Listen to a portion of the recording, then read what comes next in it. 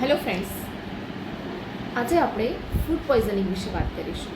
Food poisoning એટલે કે ખરાબ ગંદુ પાણી અથવા તો ખોરાકના સેવન પછી તરત જ થોડા કલાકો પછી કે થોડા દિવસો પછી ઝાડા થવા, ઉલટી થવી, થાક લાગવો, તાવ આવવો જેવા લક્ષણો ઉત્પન્ન થાય, જેને ફૂડ પોઈઝનિંગ કહેવામાં આવે છે. ફૂડ પોઈઝનિંગ થતું અટકાવવા માટે હંમેશા ખોરાક રાંધતી વખતે અને જમતી વખતે હાથ ધોવા જોઈએ.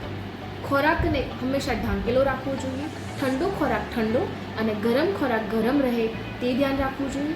બને ત્યાં સુધી ઘરનો ખોરાક લેવો જોઈએ, પણ જો બહારનો ખોરાક લેવાનો થાય તો વિશ્વાસપાત્ર જગ્યાએથી જ ખાવો જોઈએ. ખોરાક હંમેશા તાજો અને સારી રીતે રાંધેલો વાપરવો જોઈએ. ફળો અને શાકભાજીને સારી રીતે ધોઈને વાપરવા જોઈએ. ફૂડ પોઈઝનિંગના સામાન્ય લક્ષણોમાં ઘરે પૂરતો આરામ કરવો જોઈએ, પાણી વધુ પીવું જોઈએ અને શક્ય હોય તો તબીબની સલાહ લેવી જોઈએ. પણ વધુ ગંભીર અવસ્થામાં હોસ્પિટલની મુલાકાત અવશ્ય લેવી જોઈએ. લોકોપયોગી અને લોકહિતના વધુ વિડીયો માટે અમારી ચેનલને લાઈક કરો, શેર કરો અને સબસ્ક્રાઈબ કરો.